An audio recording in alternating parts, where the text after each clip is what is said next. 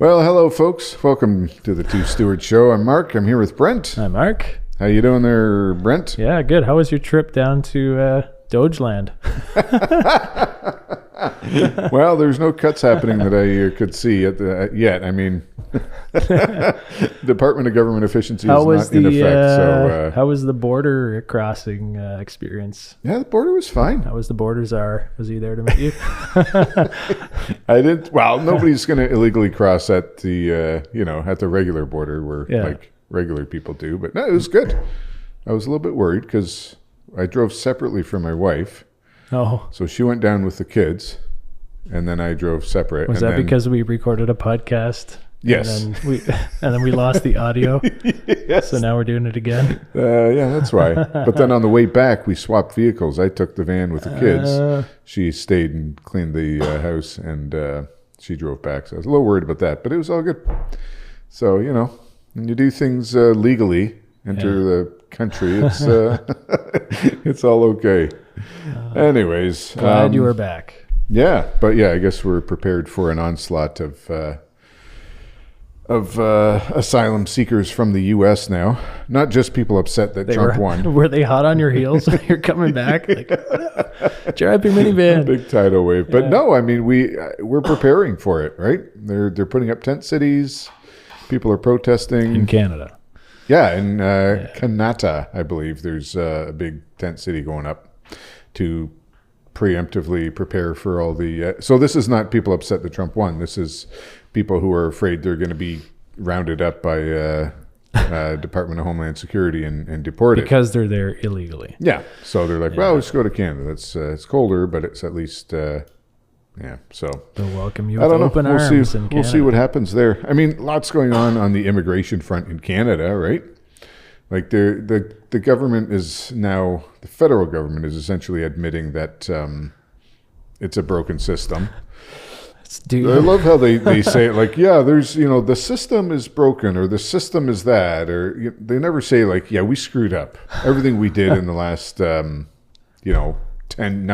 years was a complete disaster. But so Mark Miller, the current Minister of Immigration, we'll see how long that lasts. I quote him. He said, "The age of unlimited supply of cheap foreign labor is over."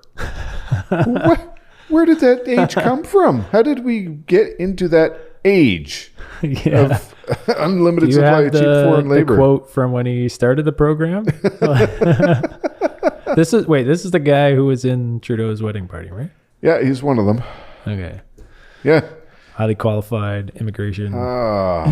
It's such a, it's well, whatever. I mean, it's disheartening, it's upsetting, but it's also like if you're on the, what we call the left, the political left, like you should be so disappointed and upset by this government as well, right? Because they spout all these woke values, but they don't actually believe them, and they're incompetent. So not only are they incompetent, they're corrupt. Yeah. And so like they're hypocritical, right? So if you truly believed in these values, well, Trudeau doesn't truly believe in them, right? Well, if he doesn't believe in them, why would he put them forward? I'm just going to pretend you're Trudeau right now. So why would you put these policies Justin forward? Trudeau's ego? Yeah. That's a great follow on Twitter, by the way. To get elected, like why else? Yeah, but okay, so now it's not popular, so people aren't going to vote for that. Yeah, now that it's not popular, Trudeau has come out with a little fireside chat saying, guys, we got some problems in Canada. He didn't say this, but like we don't know where they came from, but we're gonna take care of them. And immigration is one. We're gonna really cut back to like 395,000 immigrants a year, which is still well above historical norms of, we're talking 210,000 is maybe a historical number. And we know that they're going to overshoot that number. And like, we know that it's all nonsense. They're not actually going to do that because they don't even know how many they lose, remember when they lost track of like 1.1 million people? Yeah, that was the thing Daniel Foch was talking about, right? Like they can send people back, but they can't, they can send them back on numbers, right? Like on the stats, it's like, okay, they are no longer in our country, but turns out they never actually left our country. So the numbers look good. The GDP per capita fixes itself magically because we said we got rid of, let's say, 1 million people, but they're still here. So, well, and because the overall GDP goes up, but the GDP per capita goes. But our GDP isn't even going up. So, there goes that, right?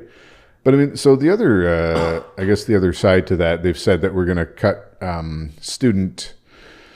I love this headline. Trudeau says he could have acted faster on immigration changes, blames bad actors. Oh, yes. But I thought he was a pretty good actor, though. No, he's also a bad actor. Just depends how much you want to believe his acting. Yeah, so he's trying to villainize private colleges, immigration consultants, all this stuff. Like, yeah, sure, they're to blame, but they could not have done this without these policies. You let them. Yeah. They were incentivized. Well, it's like, I don't know. It's like if you know where your neighbor hides the key to his front door and you go and you see a bunch of hoodlums and you tell them like, hey, the key's under the mat at the front door. And then you watch them go in and rob his house blind. And then later on, you're like, yeah, there are some bad actors in this neighborhood, or like, whoa, those guys are really to blame.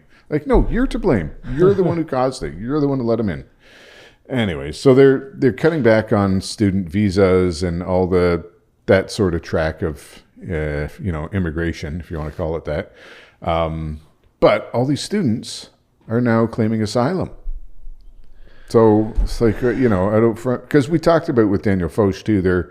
They can kind of see the trend of less students coming. So then they make an announcement: we're going to cut back on students because we know they're already not coming. But all the ones who are here, they all want to stay, and they're all going to. They're willing to take a sword and walk down the streets in order to get that right to stay.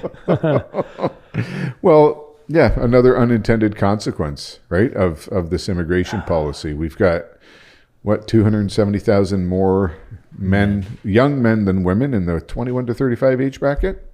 Yeah. So what do you think a whole bunch of young guys with not a lot of prospects are going to do? Right? And who have access to swords. Who have access to swords, and we won't say anything. So we're referring to the protests.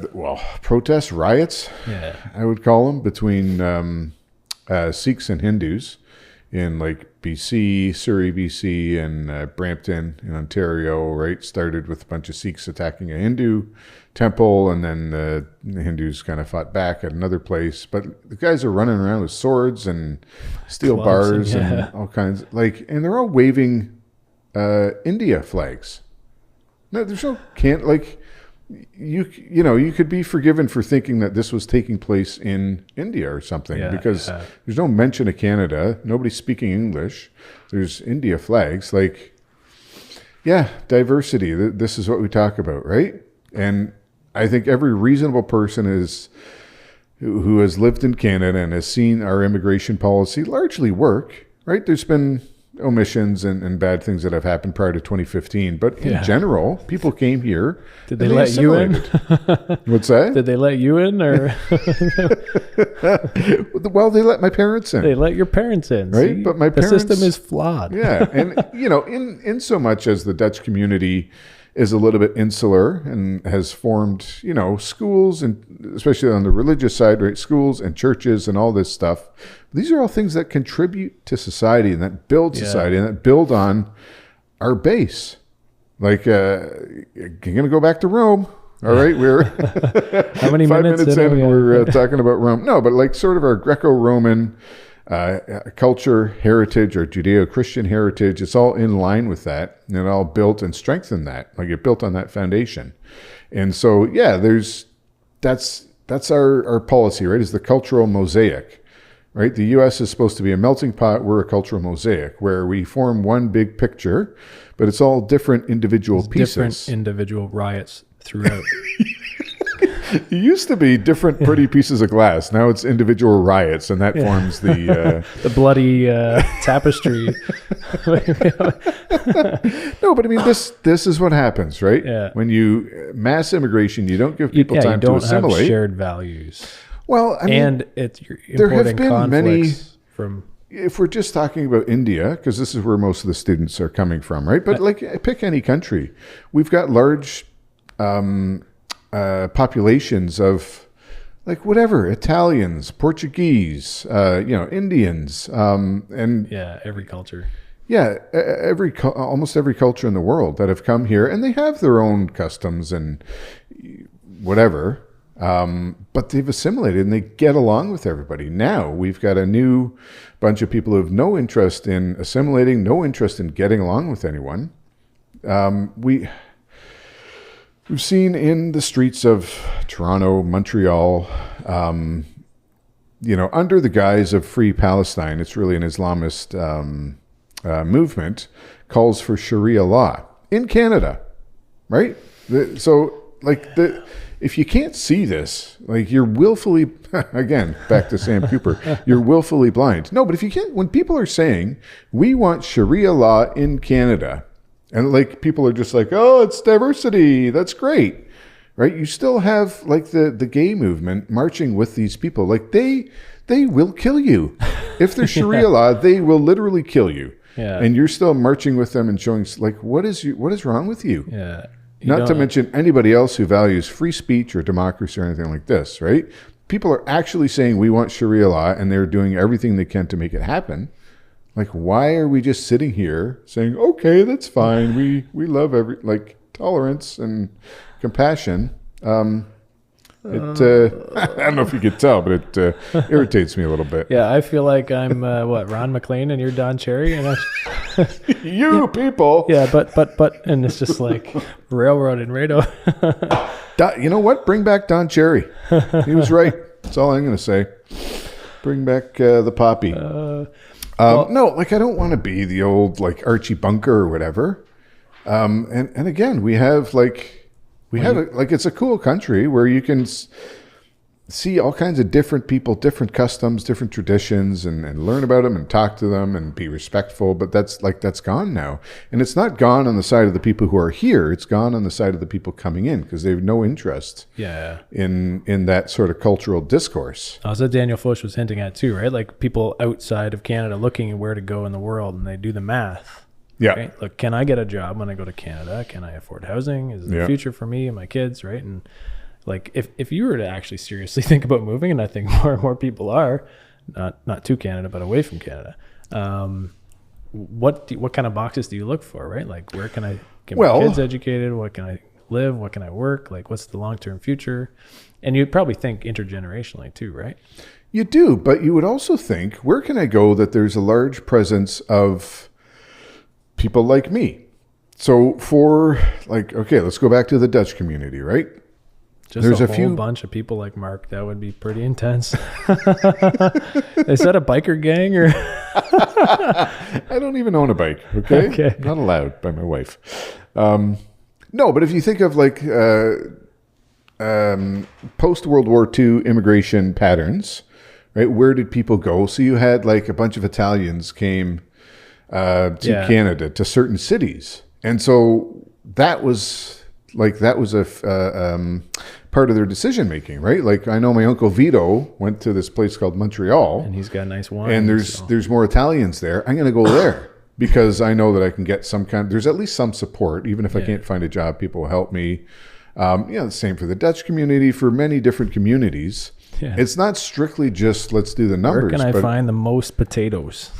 That was the Irish. Okay, sorry. After the potato famine. Oh, I hear they got potatoes in New York. Let's go. That was a bad, that's an bad Indian, Irish accent. A Canadian version, Canadianized Irish. Okay, this is the first episode we're doing after the U.S. election. Okay, yeah. You want to talk about Polymarket because...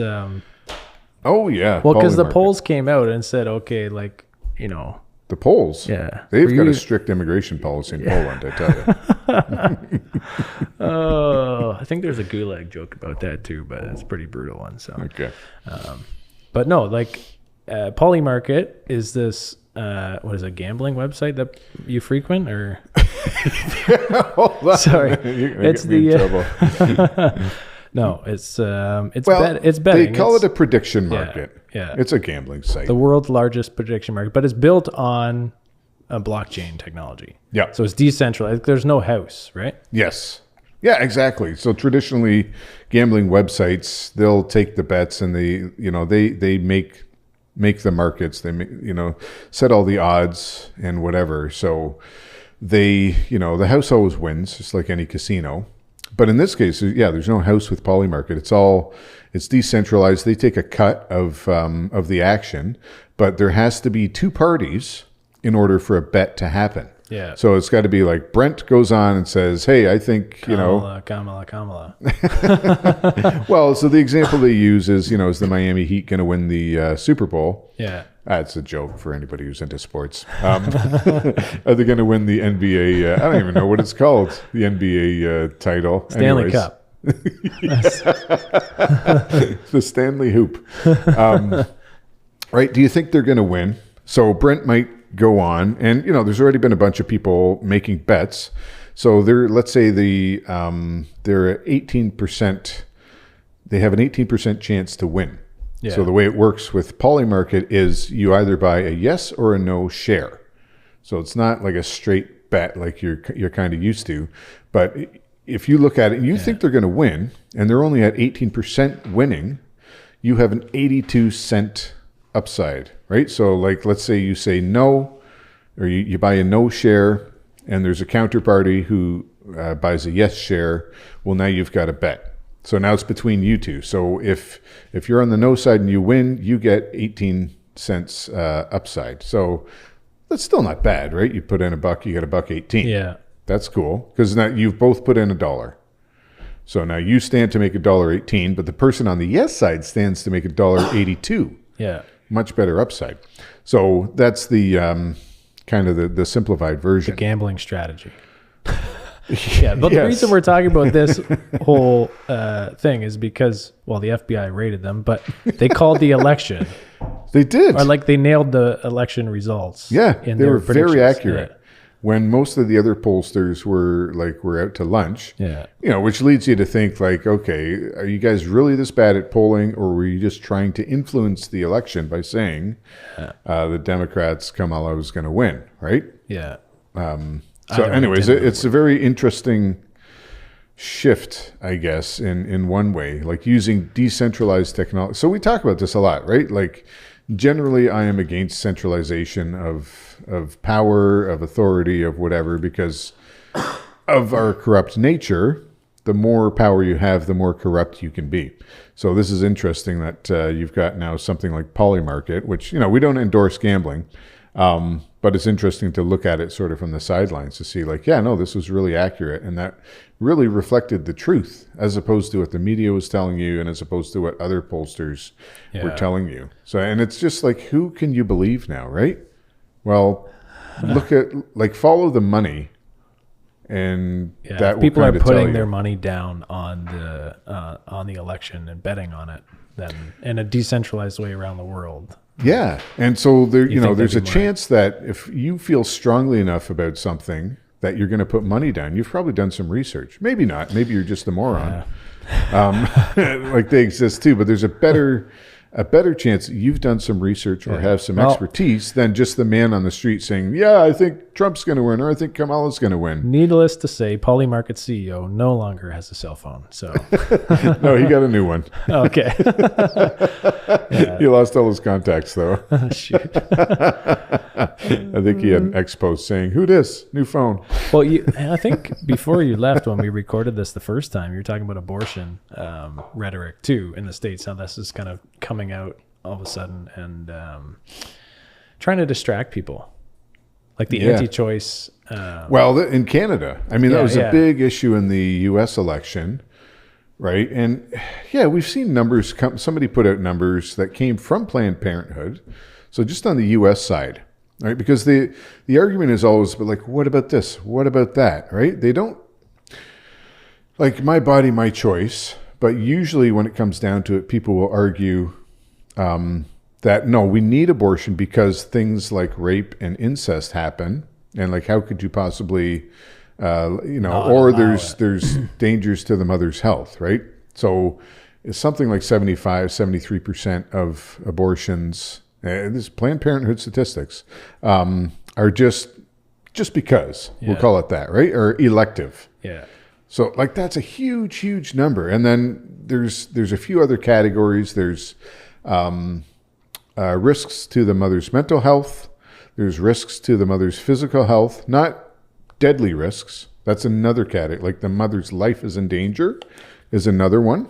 And like, I think that's the only real reason for an abortion is that because it's life. And if you're trying to preserve life, well, yeah, you have a choice. You preserve the baby's life or the mother's life, right? Yeah. And often the mother is going to be a more viable candidate if you're just looking at odds. But then, so rape and incest are something, maybe 1% or something, less than that. And I think those are the majority of the categories. So if you only look at risk to the mother's life, it's something like 0.5% or less of reasons why people would get abortions. And people can yell about, rape or incest and why that should be allowed. If you're pro-life and your argument is that life is sacred because God created it, well then, the logical conclusion is you don't end life regardless of the genesis of that life. So then for something like 0.5% of the people who, who actually have to have an abortion, like the rest is all is not legitimate. And it's incredible. So anyways, that kind of blows out these arguments that like, well, half of abortions are because of rape or something, right? Which people throw. It's like, but why? So why is this coming out now though? Because well, that was the thing with the U.S. election, and now Canada, or the Trudeau Liberals specifically, have glommed onto that and said, like, just out of nowhere, right? One day they were not talking about abortion. The next day it was like they clearly have a strategy. Yeah. And, it's politics. Good for them, I guess, to have a strategy. But they're attacking what they call anti-choice centers. Mark can see you. He knows your strategy. It doesn't matter if I can see it, though. It's what do the other, like, what does do everybody our else listeners see? Yeah, all the 30 million listeners we have here in Canada.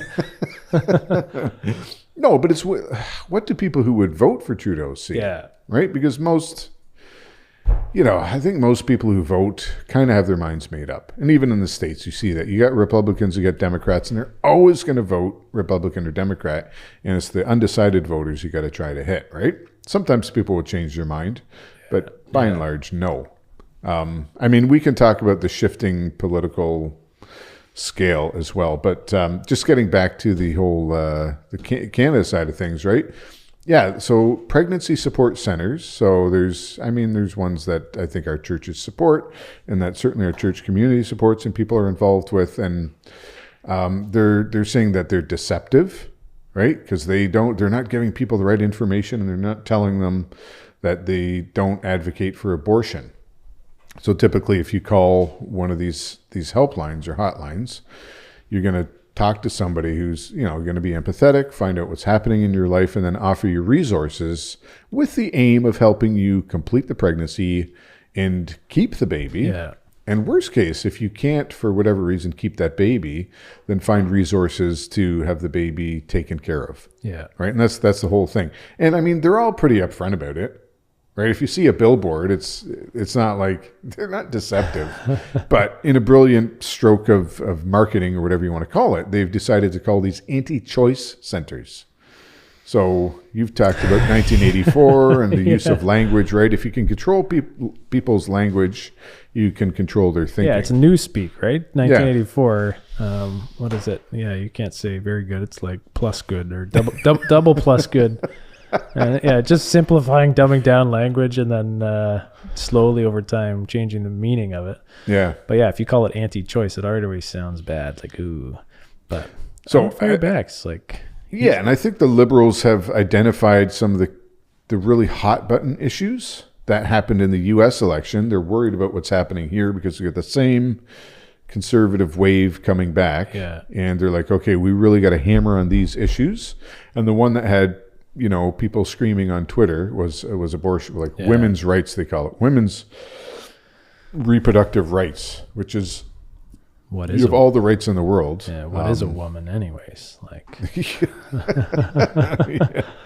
Yeah, exactly. So they're doubling down on some of that stuff. So it's well, I got to say interesting to they're see. really good at anti-choice a lot of different things in this country because, like, I don't know, if you want steak, well, it turns out you can't afford it. So it's the you anti-choice. should have crickets Yeah, instead. the anti-choice grocery stores. We got all kinds of anti-choice things. Oh, You want to man. live in a house that you own? No, it's anti-choice housing market. We're like, Oh man. it's true. Well, you had a story on the cricket thing too, right? Cricket farms. Oh yeah. They do taste really good. Do they? Have you tried them? I don't know. I was just waiting for the crickets. Like, We need some sound effects. yeah, Gideon, can you add some crickets in? I don't know. I tried them, but they don't post-edit? fit in my mouth full of steak. Yeah, I mean, some parts of the world they love crickets. You know what? Good for them. My They kids want to sound try great on a summer's evening. them. Yeah, Yeah, like when you're just kind of peacefully reading your book outside and you hear the crickets. That's beautiful. not on a podcast. Remember, No. I was somewhere. I was outside, and it was just like Yeah, about 3 trillion crickets, and you're like, you got to go inside, man. You can't. do yeah. You were anything." in Tennessee or something. Yeah, West Virginia. Yeah. Anyways, Cricket Factory, I don't know if you can call Cricket it that, farm. Cricket Farm in London, Ontario. They got, it's just an example of how everything the federal government touch turns to, I don't know, what's the polite word? Utter Sludge. success, Yeah, not the opposite of the Midas touch. anti-success. Yeah, anti-success. Anyways, they got $7.5 million of federal funding last year. Last week, they announced they're laying off 2/3 of their workforce because it turns out, nobody really likes crickets, I guess. Yeah, Another one, Northvolt, electric vehicle battery manufacturer, received $7 billion in federal government funding last year, and they are teetering on the edge of bankruptcy. So they may just be done. And like $7 billion. gotta All read- this money that they've said, like, oh, we're investing in Canada. Like, the federal government should not invest anything ever anywhere, right? Because they have no idea. yeah. Right? I gotta read this, Mark. So this is from the CanadianGrocer.com about why Canadians aren't ready to trade steak for crickets. So layoffs are devastating for the individuals involved, but Aspire struggles. So this is a company, Aspires, I guess, is the food group that invested in this big cricket farm. While their struggles highlight broader challenges for the insect farming industry, while insect-based protein has been hailed as a sustainable alternative, it has yet to establish itself as a meaningful part of Canada's food landscape. Sustainability concerns and the need to address greenhouse gas emissions in agriculture are real, but cultural barriers and market realities remain significant obstacles. Sorry. Market realities remain significant. Oh, Yeah. that's an obstacle. So if you're going to do a business Reality. plan and you're going to say, I'm going to make this big cricket farm, you go to the bank, you try and get a loan, you say, look, turns out the market realities don't allow us to start this business. Would you invest? No. But the government, the federal government will. Like, they'll say, look, here's a few $1 billion. How many billion? How many Well, million? the cricket farm got $7.5 million. Million, yeah, So it's okay. not, it's So, yeah. a drop in the bucket Yeah. of crickets. But still, like, the bank would give them money. Like, federal government's like, here you go. Yeah, and there's bureaucrats who are looking at this and funding this, not investors, not professionals, Yeah. right? Like, look at our Canada pension plan. It's a disaster. But yeah, so $7.5 million here, $7 billion there, and like, we're making an investment. Like, no, you have no idea what you're doing. You'd get your hands, put the credit card down, right? Just stop. Yeah, I think it's important to talk about all these things because the one word that jumps out to me there is reality, right? Like with this abortion thing. That with sounds very bigoted and racist. But I'm just saying, like if you live your life cognizant of what reality is and the truth, then you don't run into these problems, or a lot less, right? Maybe you take risks and stuff, but you're not going to be. Yeah, I mean, corruption is one thing. Even if you're in touch with reality, there's always going to be corruption. But like in this case, is it corrupt? Not all these are corruption, right? So these are just incompetence. And yeah, you're right, Assuming though. The further you are they're- from reality. Yeah, they're assuming a different reality is Yeah. true, and they're hoping it is true, but it's not, right? Well, because when you, so you change the language about pronouns, about gender, even about money, right? Like we talked about money in past episodes. We'll talk about it again because it's important. Like it actually affects so much. But if your money's unsound because it's not based on reality, it's just based on, well, you keep talking about bureaucrats and their whims. Yeah. The amount of money that we have in this country, and Tom talked about this last time, right? The amount of money that we have in the country is just on a whim. They need it for something. Here you go, right? And it's not tied to reality. And that's not good because when things aren't tied to reality, like massive layoffs are devastating for the individuals involved. That's one. Yeah. So you would think with an investment of $7 billion, and like, I don't know, but you would think there would be like, someone I don't know. If you were in charge of a $7 billion investment, Brent, I bet you would do some homework. I bet you wouldn't just be like, well, we got 3 contenders and. What if it was printed out of the air and, Well, that's, there's no consequence, if it was right? investor money, if it was just like, we'll print it and here we go. Well, this is where it ties back to that Polymarket thing. Like if it's their money, right? The people who are, I won't say promote gambling on this podcast because I don't believe it, but the people who actually put their money where their mouth is, turns out the decisions are pretty accurate, right? Well, because they did their homework, right? Yeah. But if it's the government putting their money where their mouth is, it's not their money. They just came out with nothing. Oh, yeah. So, I mean, we could go on and on, right? Telesat as well. The what's that, Tel? So rural broadband for sort of like the north of Canada, right? They were looking at it, and Starlink was an option, but they're that's currently Elon on Musk, dial-up or what? Anti-woke, so they gave it to Telesat, a company, and the $2 billion contract, I think. But there's no language in the contract that says they actually have to deliver anything. That sounds like that fight between Tyson and. Oh man, I don't know how we I mean, it's, how do we I guess bridge it's reality, those two? Right? We're doing the weave again, Mark. The weave, yeah. I mean, it all relates to. Last time we did the weave pretty good. I don't know. When you abandon the truth, right? We're in a post-truth society, and there's different levels to it, I guess, right? One is like when you abandon God's truth, all kinds of bad things happen.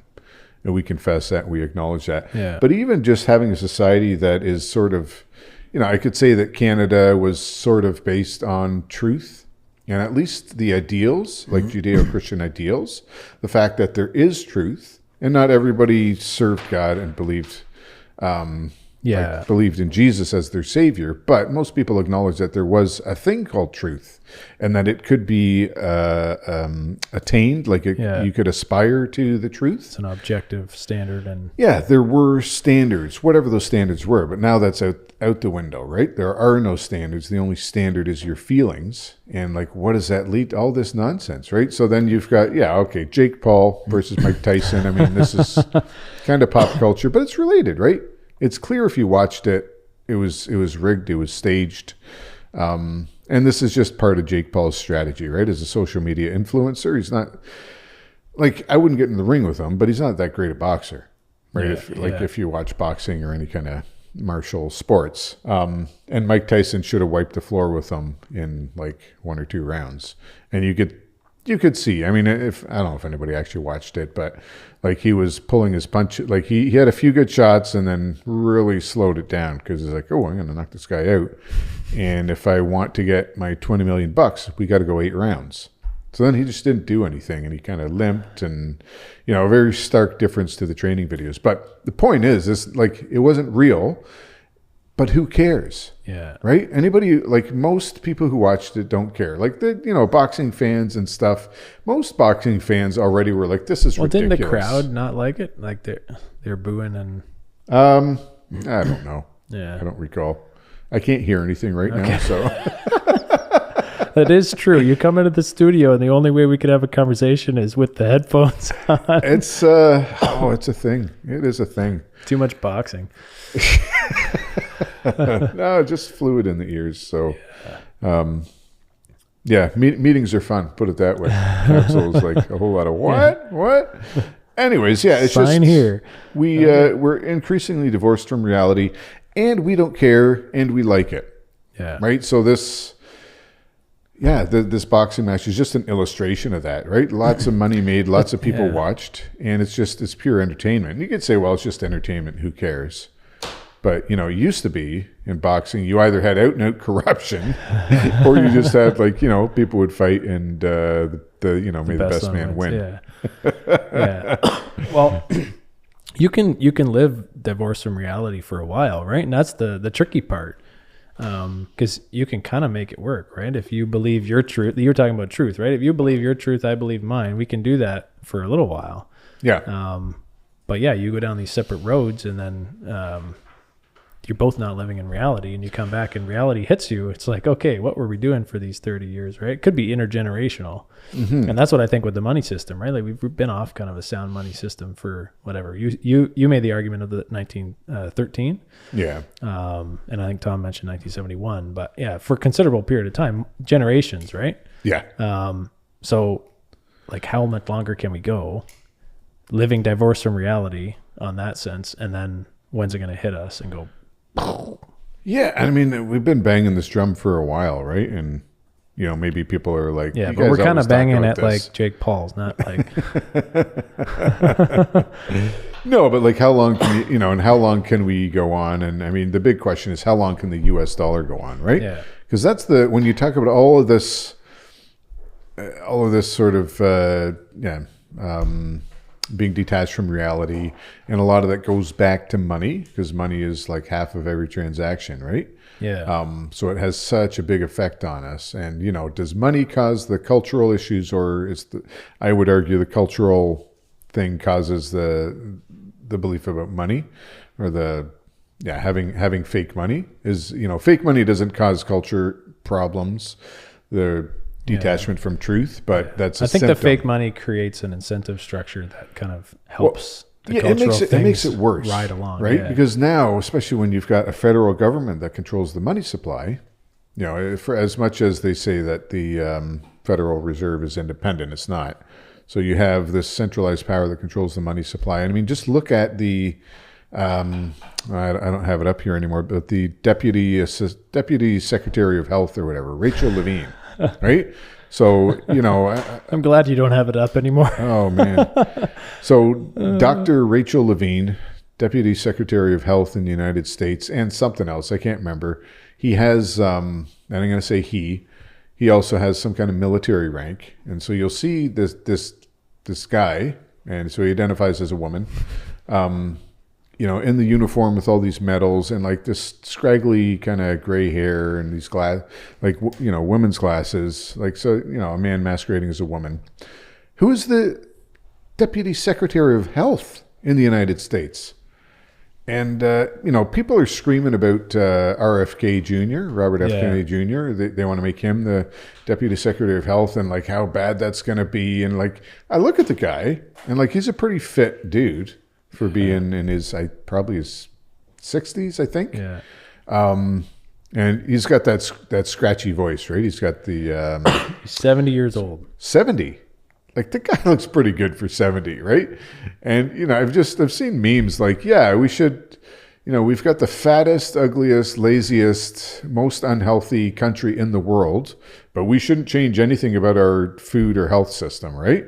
So he's got lots of ideas and people are like up in arms, but it's like, look at where we are.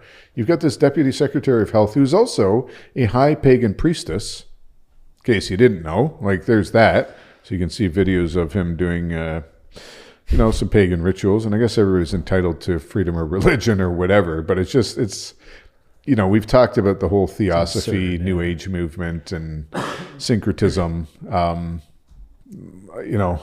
all this stuff going on. Just, again, that detachment from truth and what we would consider traditional truth or whatever, right? It's just like, but you can, and we've seen more examples of transgender and other, just other odd stuff in the government. But you can do that, to your point, like how long can you do it? For a long time. If you control the money and you control the public narrative and you can make departments of diversity. Because it's not based on outcomes or results, right? And that's the tricky part with politics is like, you can put someone in a spot and they're might be politically popular, so it buys you power, but at the end of the day, they don't produce the results. But there is no consequence, right? So if the results and the outcomes don't happen, like it's not a market, it's not like a company where if there is no, say, it's not like a company. It's not like a company that doesn't receive public funding. But yeah, if you're a business Like or a the small CBC? business, right? And if you don't, like the CBC, and if you don't actually meet payroll, well, what are your employees going to think? Well, hey, maybe I should find a new job, right? And whatever. Like there's so many different things you can trip up in like business. a market reality. Yeah, market reality Interesting. hits you, and you go out of business, right? Yeah, there's no market reality. Well, they changed the definition of success and the definition of reality even, right? To not like, are we actually saving money or being efficient or whatever, but it's like how many, right? You think of DEI movement, diversity, equity, and inclusion, right? So now the definition of success at places like NASA is not like, do we actually have rockets that work and we don't get our astronauts stuck on the space station? It's like how many minorities and how many people, how many gay or lesbian or transsexual people do we have in positions of prominence? Right? Like you look at colleges, right? They throttle their admissions based on race. And so the whole idea with the Department of Education in the States, and I mean, all this bleeds over to Canada. I know we're talking a lot about the States, but it all bleeds over. Department of Education, they want to get rid of it. So people are like, whoa, get rid of the whole department. Like, you can't do that. Like, who's going to educate the children, right? Well, it turns out, I mean, Department of Education has been around since 1980. And Americans have only gotten dumber. And like, don't hate me if you're an American. I think most Americans would agree, except for the dumb ones. No, but education has not improved since then. So you have a massive bureaucracy that is not needed, right? There are state departments of education and municipal, like it's just another layer that's not needed. And it's just an example of like, you can do whatever you want if you print the money. Because we talked a little bit about modern monetary theory, right? Like, you do whatever you want. Eventually, you're going to have to pay that bill. And now they're looking at it going like, if we want to get back to a budget in the States with no deficit, right? Elon Musk is talking tough about we're going to cut $1 trillion here and $1 trillion there. And somebody pointed out like, dude, you can't. You physically can't because entitlements take up half of the budget. Yeah. So Medicaid, Social Security, all that stuff, $3.9 trillion a year. Like unless you just cut your debt cost to zero, so like inflation will skyrocket. Like just looking at the numbers is physically not possible. Now Elon Musk thinks like there's a lot of inefficiency and fraud and stuff, and like maybe he's right. When he bought X, he fired 80% of the staff, and it seems to work better than it ever has. So maybe they can get rid of 80% of the bureaucracy. And so this is an interesting, so somebody pointed out, right? Like, Trump is not a threat to democracy, he's a threat to bureaucracy. And it's like, that's a really good point. When you watch all the news media talking about like threat to democracy and just replace that with bureaucracy, and then see how that changes how you look at it, how you think about it, right? And like, I think they're right. That's what it is. They could probably cut 80% of the federal government, I think, of whom something like 85% work from home. Yeah, because you've talked about this before about how like the government doesn't actually produce anything of value, right? No, they're vampires. So what are they doing? They're redistributing wealth and squandering it, basically. So if you add a bureaucrat to one of the, like, say you want trying to get a bridge built, you add a bureaucrat. Well, like, you're not actually adding value. You're just moving it around and wasting it. Like at a certain level, like government is inefficient. Yeah. And like, we just have to be okay with that. Like not at the levels that it is, but when you hire a bureaucrat, they're not really adding value. They can maybe add value in the sense of reducing waste potentially, or making things more efficient. So sometimes it is better to have a middleman, but in a lot of cases it's not. So, I mean, if you think of the Polymarket example, where they sort of cut out the middleman, they take a little bit of a cut, and they just let people work it out between themselves for themselves. Like, what if we did that? You know, in so many cases, there's such a... That's like a direct market reality. Let the market be real. So I think of my brother-in-law has a company, Freeslaw, and I think we're going to get him on the show. And what they do is modular meat processing. I mean, I just call them slaughterhouses, but nobody likes that word. But meat processing facilities. So they'll like custom build you a meat processing facility, not a huge one, but let's say you're a rancher and you got a bunch of other ranchers around you. There's only really like 4 big processors in the States, United States. And they will only accept certain sizes and kinds of animals, right? So let's say you're growing chickens and you want to send them to a facility. Well, the facility is huge, right? So it's going to process, let's say, 100,000 chickens a day, right? So when I say process, I mean you're sending them a live chicken. They're going to slaughter the chicken and then like chop it up into usable pieces and then send whatever's not usable over to Maple Leaf for hot dogs. Just those saying. Anti-choice hot dogs. Oh, man. I love them, by the way. My favorite foods. But anyways, the point is you can only send a chicken of a certain size, right? You can only send, and so maybe you've got like, show my ignorance here. I don't know how big chickens get. But let's say you got a 4-pound chicken and they only can take, we can take 5-pound chickens and we can take 10-pound chickens. So if you got a 4-pound, no good, they can't take it. If you got a 7-pounder, no good, they can't take it.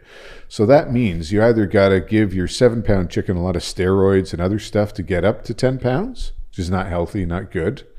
Or you got to starve your 6-pound chicken to get down to 5 pounds, which is also not good. Like, you think about it, let animals grow the way that God sort of intended them to, and you will probably have the best results. So there's a lot of, like, you just think about, you talk about reality, right? We're getting back to market realities, right? You're changing the reality of how that chicken grows and is raised. It's not growing to... I don't want to say it's full potential, but your full potential is for me to eat you. But to maybe we just have to shift to crickets, 10-pound crickets. But anyways, you're changing how you raise these animals, right? And it's just not good. And the same applies to cows and whatever else. So, anyways, they do these custom processing facilities, and so it's decentralizing, which is really cool. Instead of having these 4 sort of big guys. And like a lot of places, really it's not even viable to raise beef or like any livestock because the closest processing thing is so far away that it doesn't make sense. But they're able to, and I've seen like some of their success stories, which we'll talk about, I guess, but where, they're able to go into just a rural area and they set up this facility, and then all of a sudden that community in the area has access now to fresh, high quality beef or whatever else it is. Whereas before, maybe it was they had like a 7-Eleven. And then right after that, like a big flock of people moved there. Maybe to access the fresh, high quality beef. Well, I mean, it could be an answer, right? But maybe there was only like a 7-Eleven or a Dollar General or something in that town where you could get your groceries. Well, now you can actually get good quality actual food, not processed garbage, right? Like it's a bit of a game changer for a lot of these facilities. But that's just an example of when you decentralize. And one of the things that caught my attention, which we should talk about, is they're nominating a new Department of Agriculture Secretary, Thomas Massey. He's a pretty outspoken, I think, senator or congressman, sorry. And, he's going to cut a lot of the red tape, which will help things like this, these sort of custom custom meat processing facilities just it's be like able the Kentucky guy? Yeah, I think so. I mean, I think he wears cowboy boots, so give me an idea. But anyways, so we should talk to Mike Hutton about this, right? Oh yeah, we've got to have Mike on. He's got some advisors. Yeah, so one of his advisors is Joel Salatin. So he's the crazy lunatic. Well, he's a Christian crazy lunatic farmer or something like that. Organic regenerative farming. So Hold on, are you just describing him, or is that his name? That's one of the ways that he described himself. Okay. We're not slandering him. No. But of course the media picks up on, that one little quote or the lunatic farmer. But no, he's going to be an advisor to the Secretary of Agriculture. So there's 6 of those guys, and he's one of them. He's written a bunch of books, really popular in the regenerative agricultural space. And Mike Hutton was on a few times. We'll have to have Mike on again to chat about this. Yeah. I think he was pretty surprised when he heard it originally. Oh man, that's crazy. But kind of influential in that world, right? Regenerative farming. Kind of unexpected. He self-described Christian libertarian environmentalist capitalist lunatic farmer. So he ticks a few boxes there, but I think it's a shift towards that, combined with, like, let's say RFK Jr., like in the health agricultural side of things, towards working with nature.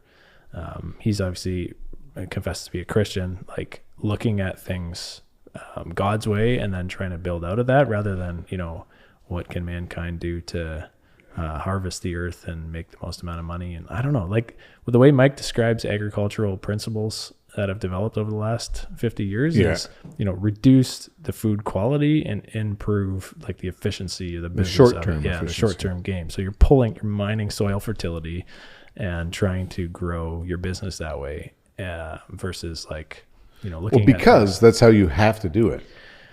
Yeah. When you run in modern agriculture the way it is. Yeah. Because of the cost of farmland, the cost of, depending on what kind of farm you're, if you want a dairy farm, like, good luck, right? With the supply system we have. So it's interesting. Yeah. So this guy's like a fringe, whatever you want to call him, right? This Joel Salatin. But when you look at, like, is he really that fringe? When you look at, so we'll go back to the States, Trump's administration, you have Elon Musk, former Democrat, right? He only really became, you might say, like, I would not even describe him as conservative. Yeah, like, no. I don't think you can. Yeah. But maybe more libertarian. He only became that way over the trans issue when one of his kids was basically tranced without his consent. You got RFK Jr. Like, he's a lifelong Democrat, right? Tulsi Gabbard, she was a Democrat as well. These are not people with deep conservative Christian leanings. But what's happened is the center line in politics and in culture, first in culture and then in politics follows culture, has shifted so far left that now anybody who's like, moderately centrist or whatever, or a little bit to the right of that is like far, what the media would describe as like far right, right? These far right Christian conservatives or these Christian nationalists and all this stuff, like the proposed Secretary of Defense, Pete Hegseth, right? He's got what does he have? Can't remember what the cross is called, but like the Templar cross or whatever tattooed on him, and Deus Vult, and they describe him as a Christian nationalist, a far right, yada yada yada. But it's like, no, he's and somewhere in there is the truth, right? Like, I don't know where these lines are all shifting. We've talked about this pendulum, right? Go back and forth. We've kind of hit the one side and we're coming back the other way. But yeah, where is Christianity in all of this? It's not really on that political. It should be outside of that. Yeah. And, so before you may have argued that Christians would be in the center, neither left nor right, but moderate, right? Now, like, where is this? The center's gone, right? And we've said that it's kind of a 3D thing. You have left and right, and then Christians are, we have certain values that people would identify probably as right wing, but there's also some that you would identify as left wing, right? Compassion for the poor. Ecclesiastes, says a wise man's heart inclines him to the right and a fool's heart to the left. I don't know. We read that this morning there in the Bible. I was my wife kind of glanced at me like, are you going to say that on the podcast? I know you did. I guess. No, you did. Just quickly on that spectrum, I can't remember when we mentioned this, but I'll mention it again if it's second time. But James Lindsay, he's a good follow on Twitter, and so he's talked about this pendulum in like not 3D, but a bit of an expansion, right? It's not just left and right.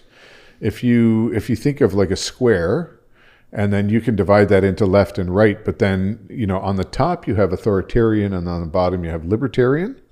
So we've swung all the way sort of to the top left, which is left-wing authoritarianism.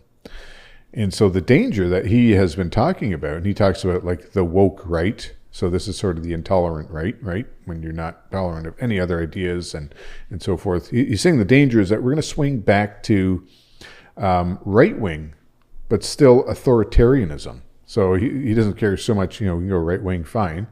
But it's the authoritarian side of it that he's very concerned about, because it's also not good, right? We talk about centralization of power, and that's what authoritarianism is, right? As a Christian, I just expect it to be not good. I don't expect it, which is why this podcast is kind of fun, and it's fun to chat about these things. But we don't belong here, right? We are exiles in this land, and we have an eternal future that's outside this. So like our hope is secure. We don't, all these things, right? They're important to talk about because we're talking about stewardship. Like how do we use what we've been given here and now to the glory of God, to further his kingdom and to help each other out as people, right? To serve others. But in the grand scheme of things, like life is short. Like these things really, But there's interesting. God's kingdom spans both those, like the far right, the far left, it spans that spectrum, right? Yeah. So the question is like how do we get involved, or should we get like politics? I mean, I talk about politics a lot, as probably as more of a symptom of issues that we face. But like, should we get directly involved in politics, right? And then if you do, what's the best way to do that? And so, there's a whole conversation here about like the best way is probably to be a Christian, libertarian, environmentalist, capitalist, lunatic farmer, and then just get a call by Trump. Maybe it is. Those who don't like Joel Salatin, by the way, call him a bioterrorist or a starvation advocate. Huh? Interesting. Just because, his approach to agriculture, they don't think will feed the world. And Well, we'll let Mike debunk that next time. Well, I think I've asked Mike that, like, your fancy farming techniques, like you could never feed everybody. And he had a pretty good answer for that, I think. Like, no, there's so much waste that we could easily feed twice the amount of people that we have on this world with what we got right now. So, just because we think that we need economies of scale and centralization of everything in order to feed everybody everywhere. But we don't. We just need good, more efficient practices, right? And so I think that just applies to a lot of things. So when we talk about the corruption of money, right, just centralize the ability to print money, centralize that power, and everything else just gets centralized. And power corrupts, right? Power corrupts, and absolute power corrupts absolutely. So decentralize everything. That's my answer. Well, okay, the answer is Jesus. Yeah. But if we're talking about being stewards here and now, like, what do we do? And I think decentralize. Prove me wrong. All right. We'll have another show about Maybe that. I'll go sit in the park with a table, right? Like, prove me wrong. Decentralization is the answer to our economy. Prove me wrong. All right. Anything else? No, I think I'm with you culture there. You wanted to talk about? I don't know. Do you want to talk about Bitcoin? We should talk about Bitcoin. Yeah. I mean, we can't not. I don't know. If people listen this far in the episode, they get the little Bitcoin high five. We kind of alluded it to throughout the episodes, and I know I've talked to some listeners over the past few weeks, and people say, I like it. I see where you guys are coming from. I think it's a good thing. I didn't buy any, and I don't know how to buy any. Like that kind of rhetoric. It's like, oh, guys, if you have conviction on something, you should do it and take action. But I don't like, to me, that's like a stewardly approach, right? Just do something, learn about it, figure it out. Obviously don't put all your money into it, but think about it. And actually, we should link to the Thank God for Bitcoin guy, Jordan Bush. Yeah. We had him on the show. He was the one who hosted the conference down in Tennessee this year. But he had a good episode recently on just kind of, it's an hour long, but it goes through like, okay, why is Bitcoin's price moving now? And right. Obviously a Christian perspective, and kind of a basic, like, hey, if you've never invested in it, these are some of the things of why the price gets impacted. So we'll link to that episode, but yeah. And I never want to we're at all-time highs, and I'm always very reticent to bring that up or to say it, because that's not really the point. Yeah. Like, it's a symptom of the point of the decentralization of money, of having valuable, scarce money, and it will just become more and more valuable in, dollar terms, as we go further down the, whatever. Well, as we debase fiat, money on the yes. fiat side, and as Bitcoin becomes more and more scarce, right? Because its supply issuance gets cut in half every 4 years. Yeah. And as there's more demand for it from, countries. But one thing that's interesting that, since the election has come out is, there's a lot of Bitcoin friendly people that Trump has kind of like tapped on the shoulder and said, hey, you've got to be part of my team. There's a ton of his sort of inner circle, like of all these different secretaries we've talked about, all own Bitcoin. Yeah. Which is pretty great. Like, I think everybody that I've mentioned, so maybe, I don't know Thomas Massey, but a lot of the other ones, they all own Bitcoin. Yeah. So not just they're kind of like they're open, like they own it. Yeah. I don't know how much, but that's something. We should mention Michael Saylor as well, and MicroStrategy. Yeah. So they've just announced a bit of a medium-term strategy to buy $42 billion worth of Bitcoin. And more. Yeah. More than they already own Bitcoin. They already are the biggest holder of Bitcoin, but they're going to buy more. So they're issuing they 0%. own more. They own more Bitcoin than the U.S. government or the Chinese government. Yeah. That's crazy. And if you didn't know that the U.S. and Chinese government owned Bitcoin, well, now you do. But most of the governments who hold Bitcoin is because they confiscated it. Yeah, they seized it. Yeah. But it's not like they sold it right away. Yeah. So and they've talked about having a strategic Bitcoin reserve, right? Yeah. So although Trump is talking about pardoning Ross Ulbricht, who I think a lot of that Bitcoin was his. Oh. Anyways, that's another story. But yeah, MicroStrategy issuing 0% notes, so bonds, debt, in order to purchase Bitcoin. So they've got to pay them back eventually. But if they buy it and it goes up in value, like it has, and like their strategy has done, mostly. Yeah. What did you say the price of MicroStrategy shares has done over the the last month? It's almost doubled. Yeah. Which is, and so this is not investment advice. No. I'm not saying go buy MicroStrategy shares. If you want exposure to Bitcoin, buy Bitcoin. Yeah. But it's just an interesting example in the market of a company that's doing something. Yeah. And people are looking at it going like, wow, this it's kind of funny to me, because if you really believed in Bitcoin, you're like, really, that's awesome. Like, buy Bitcoin, don't buy MicroStrategy. Yeah. But maybe it's institutional money where they don't have an option to directly buy Bitcoin. I don't know. Yeah. Well, it's interesting if you listen to Michael Saylor, and I haven't too much lately, but some of because he just came to Bitcoin the last 4 years, right? And he's done significant research, reading, and he kind of has a thesis around, but his time frame is really long, right? Like he talks about 100 years.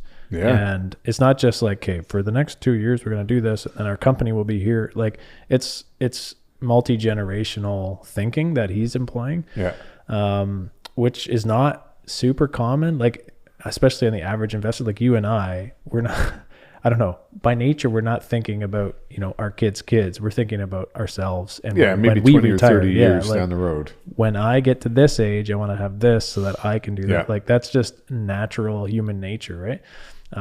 But his company and what they're doing is like okay, 100 years kind of thing. And when you lengthen out the time frame, then all of a sudden, like Bitcoin makes a lot of sense, right? Like it's something that can't be debased. And it's not, like you keep talking about, it's decentralized. It's not centralized. Like not one government can control it. Not one entity or company can control it. So he finds like, and he talks a lot about how, he's looked at all these different, kid, we're going to get him on the podcast, I think. Yeah. Who's Sailor? Sailor. Okay, yeah. Oh, we got to have him on. But yeah, it talks about all these different, like when you compare it to other things, right? You can buy bonds, you buy hold cash, you get these investments. Yeah. Like what other thing has these characteristics? And he's just placed his bet on Bitcoin and gone really, really, really big into it, right? Yeah, we'll see what happens. But I kind of, based on my research anyway, kind of agree with him. So yeah, I mean, he's smarter than me. Yeah. Put it that way. Okay, I think that's enough for today. You got me plumb wore out, Brent. Yeah. So yeah, thanks again to our listeners. We got, I think we have a couple guests coming up the next episode or two. So you won't have to listen to just us go on, but thank you for listening. And until next time, steward your wealth wisely. Thanks for listening to this episode of the Two Stewards Show. If you like my voice better, click subscribe. If you like my voice better, click share. If you like both, give us a 5-star rating. To learn more about the show, head on over to twostewards.ca and explore our free resources. To interact with the show, feel free to reach out at hello@twostewards.ca. We will see you in the next episode. In the meantime, steward your wealth wisely. Nailed it.